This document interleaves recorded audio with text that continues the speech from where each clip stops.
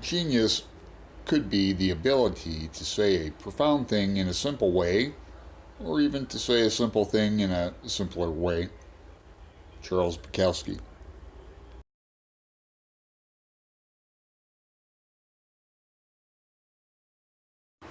And make sure to stay tuned till the end. I have a special Bukowski cartoon for a fellow booktuber. Oh, hello. Happy Saturday. Hope everyone's having a nice day. Coming at you with the new collection of Charles Bukowski's writings. It's in three parts. It's like tales. So this story is in here. His first published short story is in here. Column Notes of a Dirty Old Man. There's introductions and criticism in here. I'm going to read a part. There's a Rolling Stone concert review from the LA Free Press from 1972 in here. Kind of interesting. You know, the way he puts himself into the story. Like, that's probably what I like the most about Bukowski. You know, I don't want to emulate him. I don't want to write like him at all. You know, maybe a little bit, but it's also a nice day out. I'm hearing the rugby players or something. Let me start at the beginning of where I think I learned or heard about Bukowski, and that's with the little magazine Adam Mind. And I spent an hour or so on this today, and I recognized the editor's name. I don't have copies of these magazines.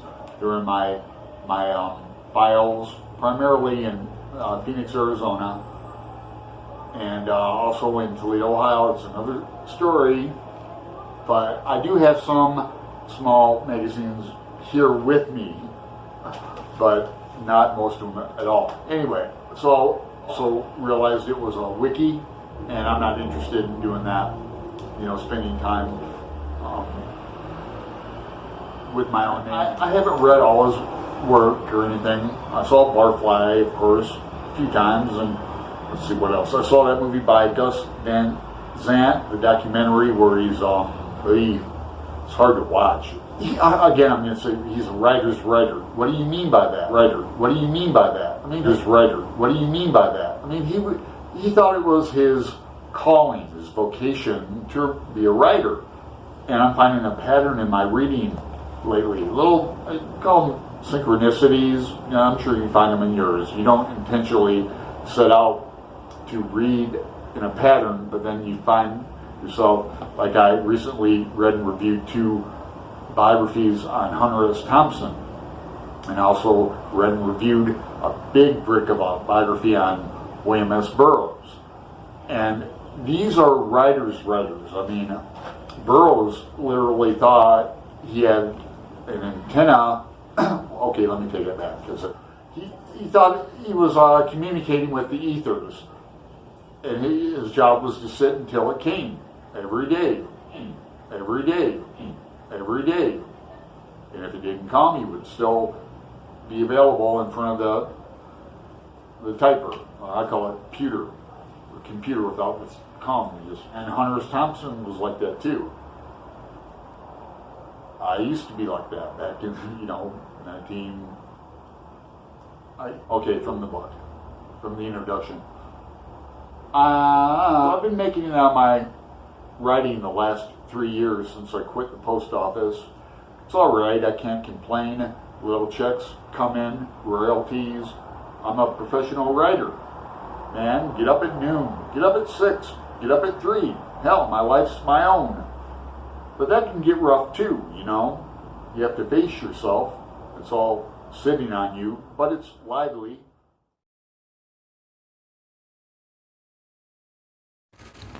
This book was published, by the way, by City Lights Books, San Francisco, Fairland Jetty.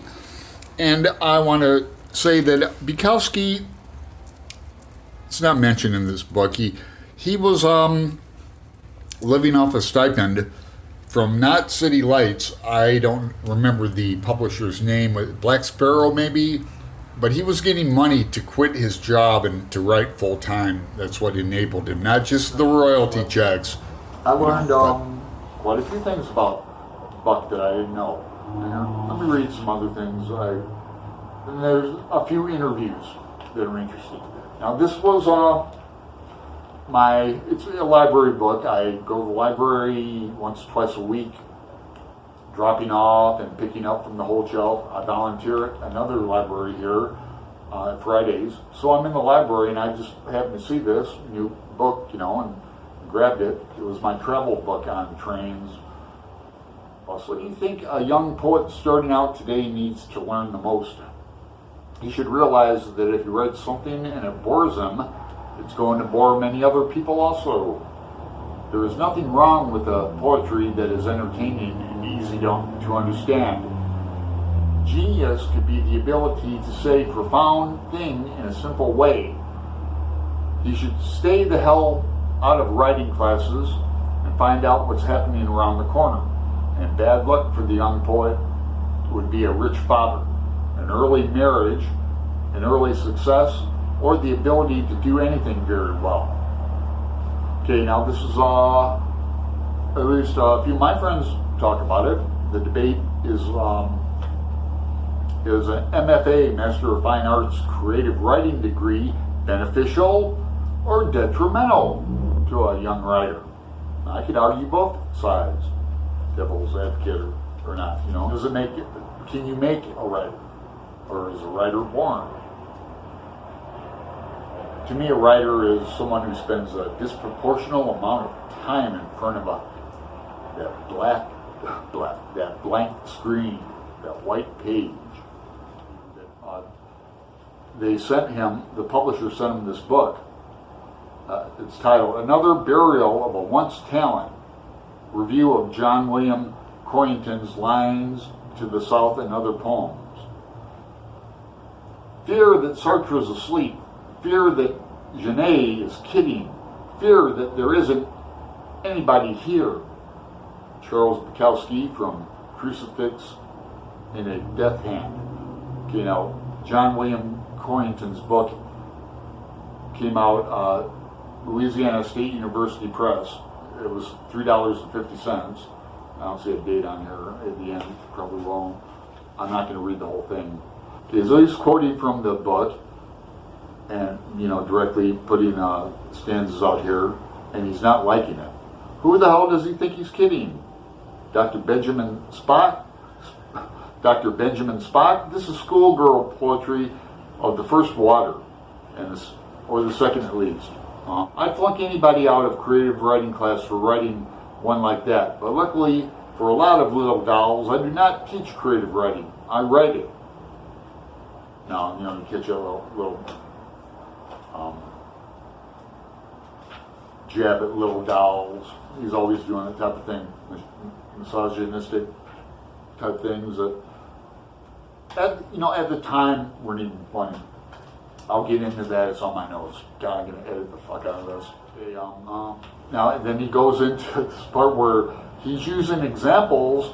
You can see them with your own eyes of where this writer John William Corrington, he's probably a well-known poet. I've never heard him, but he's using examples where this John has taken Bukowski's writing and plagiarized it, word for word almost. But it's funny. And this is back way beyond, spell check and auto search and all that. Then he gets to the part where, this is published in Steppenwolf, winter 65-66. He gets to the part that he knows this John guy, who's now a professor at Louisiana State, and he's drank with them, and he's had lobster dinner down in New Orleans, the French Quarter, and that. It just, God, I gotta find this damn part.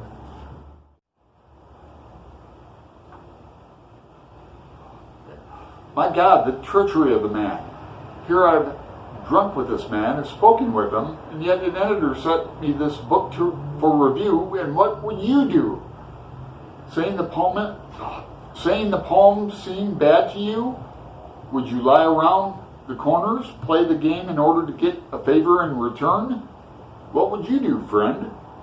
Pity me as well. I'm not a natural-born killer, but art is all that is left for many of us. I mean, art makes life. They are the same. I am on the hot spot. Would you choose that I kill myself? I will probably do it, finally, so don't get nervous.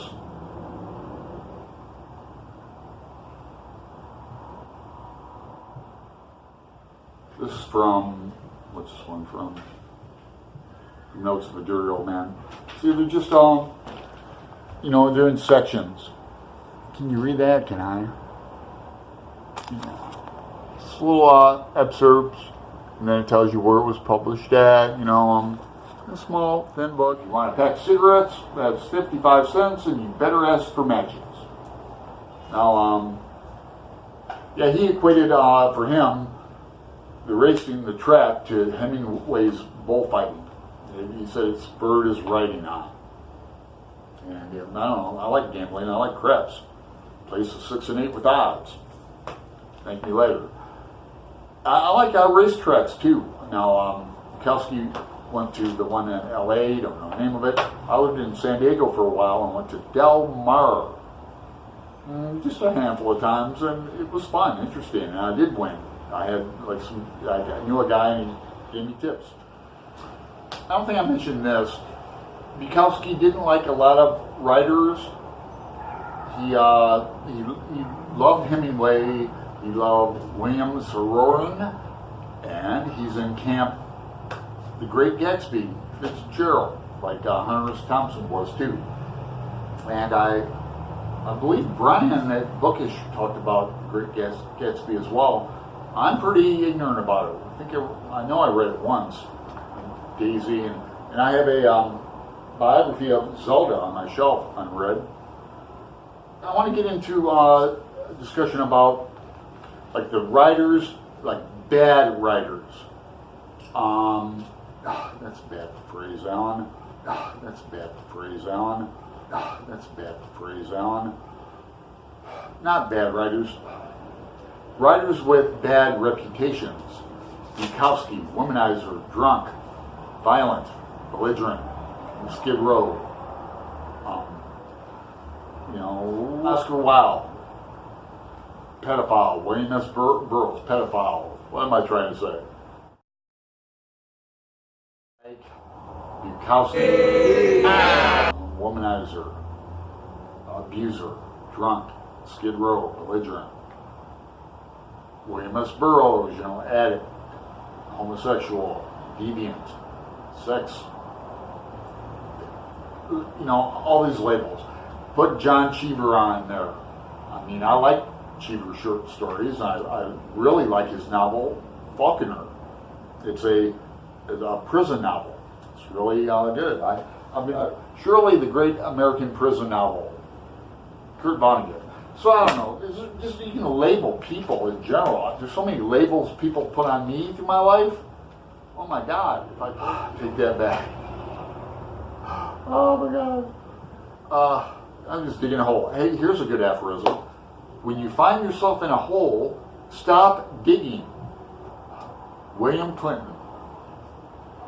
So writers like John Cheever, Woody Allen. I mean, I'm a big Woody Allen fan back in the day. I was in high school. I was in Play It Again, Sam. Dick Christie. They made a movie out of Allen's play. Where I got my love of Humphrey Bogart movies and film noir and that gritty kind of stuff. Now, Humphrey Bogart, his persona. You know how to whistle, kid. You put your lips together and blow. Nothing but a little bourbon and soda wouldn't fix. Casablanca. Now do we... He was looking at you, kid. Hate the writers? do we take what they've written separate from their life and actions? I don't know. I guess I'm kind of struggling with that too, because I read a lot of stuff in here, and I don't find it funny, and I don't, certainly don't want to emulate it. I don't want to, what's the word, propagate it. I don't want to really promote it. So why am I doing a review on it? I don't want to really bring up SCL, but our old friend was a big fan of Buke, and I even tried to talk to him about it. And what do people think? Do you think I'm rich or poor? Do you think I'm Democrat, Republican? Do you think I've ever been married? Do you think I have any kids? Do you think I'm educated with an MFA or not? Sometimes doesn't matter. Who the fuck cares? Shut the fuck up. I think I'm done. Did I cover everything and digress enough? Oh yeah, there's a lot of